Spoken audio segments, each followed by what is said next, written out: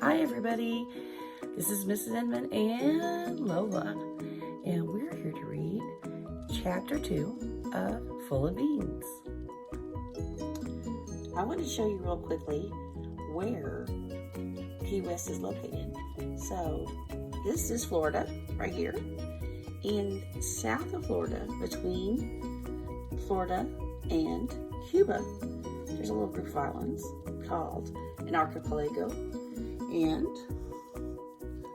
Key West is one of those tiny islands. So that's why in the book they refer to it as the Rock, because it's just like a little island out there in the middle of the ocean. So let's begin Chapter 2. It's called Little Pests. And when I read today, I want you to imagine what's going on. I was going to let you look at the words, but I couldn't figure out how to do that. So, you'll just have to close your eyes and let that little movie play in your head.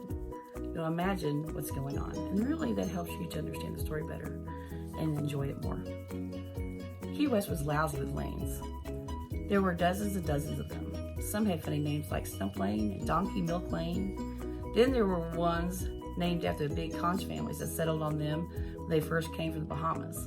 Sawyer's Lane, and Higgs Lane, and Thompson Lane. We lived in a little conch house in Curry Lane. Where else would we live? We're the Currys. Our place was shotgun style, 1/2 stories. We rented it from some short-tailed cousin of my father's. My mother said he should have paid us to live here because it was full of pests, termites and ants and roaches and scorpions.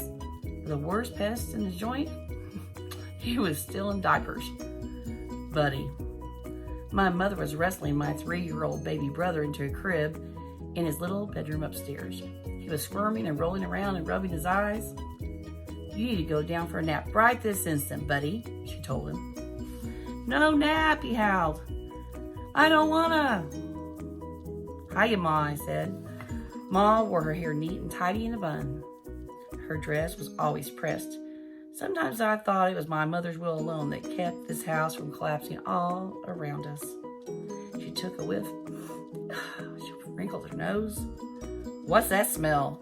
Have you been in the garbage again? We were getting cans, I said. I held out the penny that I hadn't spent from our nickel. Her face softened. She shook her head. You're a good boy, Beans, but you keep that. I slipped it back in my pocket. Then she sighed and she stared at Buddy. What am I going to do, you child? I started to back away slowly and softly. I knew where this was going, and it was going nowhere good. Beans, she said.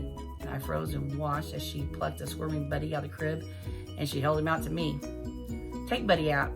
I can't get my washing done with this one in my hair.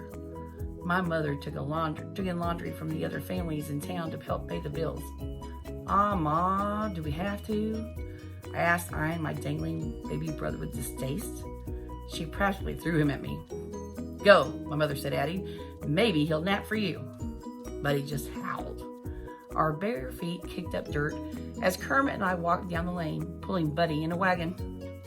We were shoeless, just like every other kid in Key West, and we didn't care. Kermit looked back and whispered, he's following us, Beans. The dog had been trailing us for quite a while.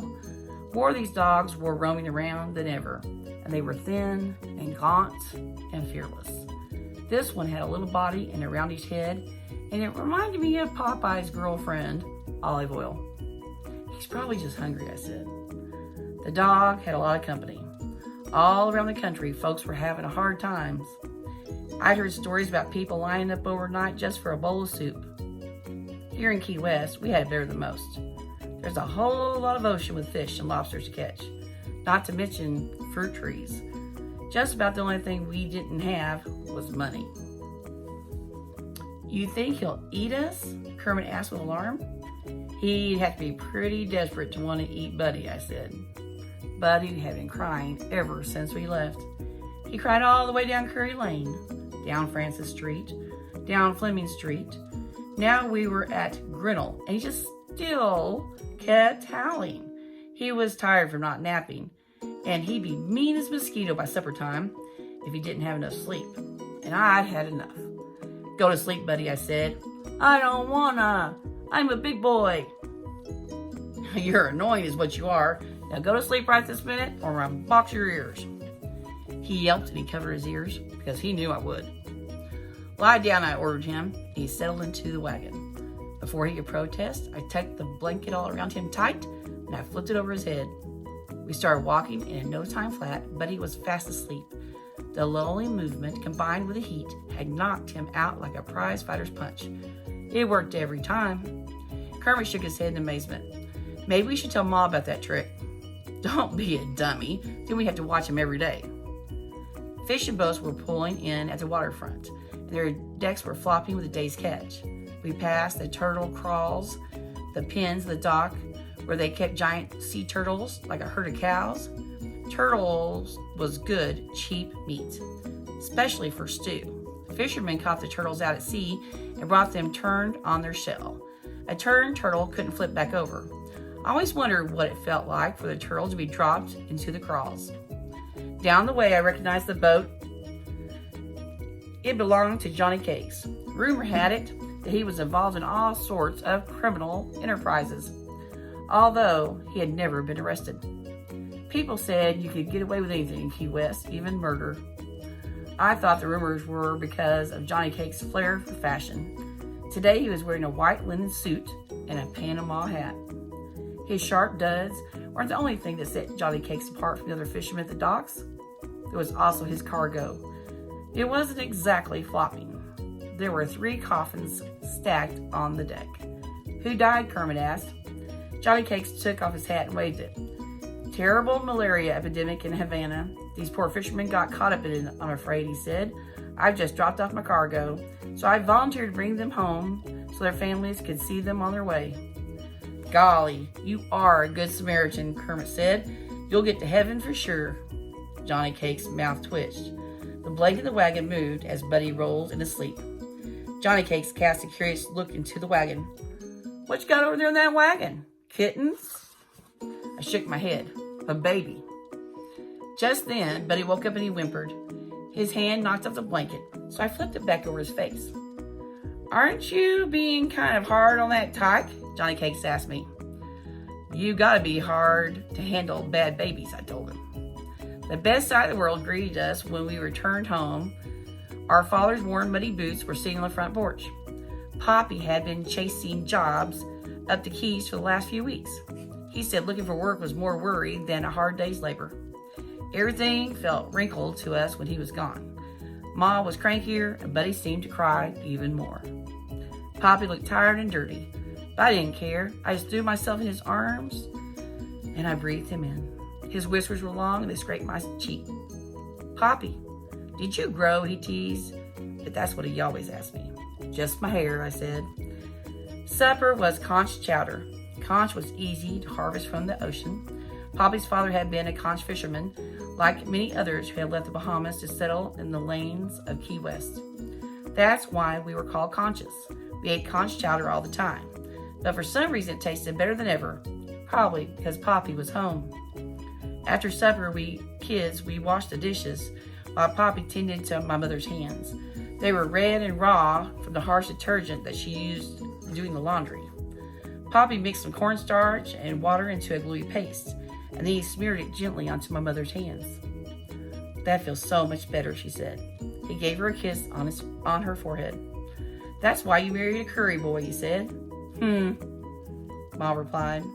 All of a sudden, a loud bell started ringing. Kermit looked excited. Fire bell!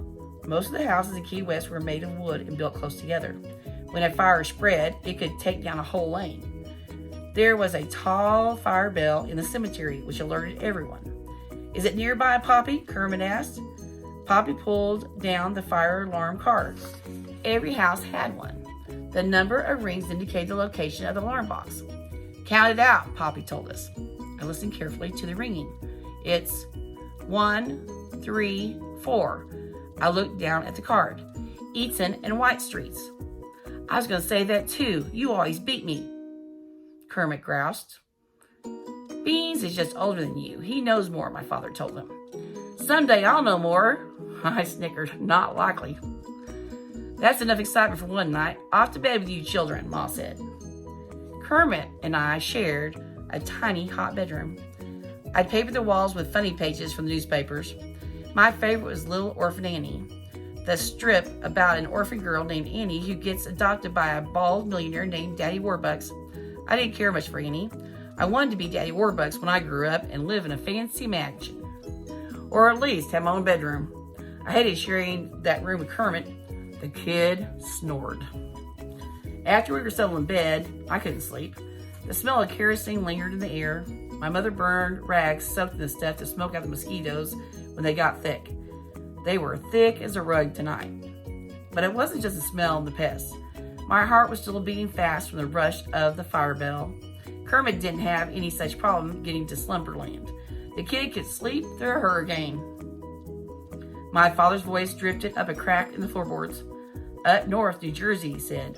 Where will you stay? My mother asked. Mildred's place. Ernest swears he can get me a steady job at the factory with some good wages. But it's so far, my mother murmured. Maybe we can all go, my father said. How? We don't have enough money to make such a trip. Besides, do you really think your sister wants all 5 of us living there with her? I could almost see her shaking her head. My father sighed unhappily. All right then, I'll go up first, see if I can get some work. Then I'll send for you and the boys, move the whole family there. Let's be sure to leave my mother here, she joked. But I didn't see anything funny about that. My stomach was churning. Move to New Jersey? I couldn't imagine living anywhere but here at Key West. It was the only home I'd ever known. Everything and everybody I knew was here. Should we tell the children, Mother asked. Not until I have something sorted out, my father said. After that, their voices lowered, and I lay awake in the dark, worrying about the future buzzing like a mosquito in my head. I didn't fall asleep until the sun was coming up.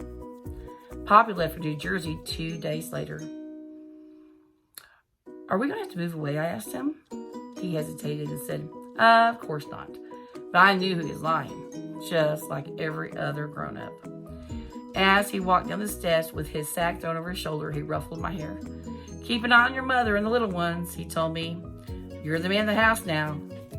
Buddy started crying before Poppy even reached the end of the lane.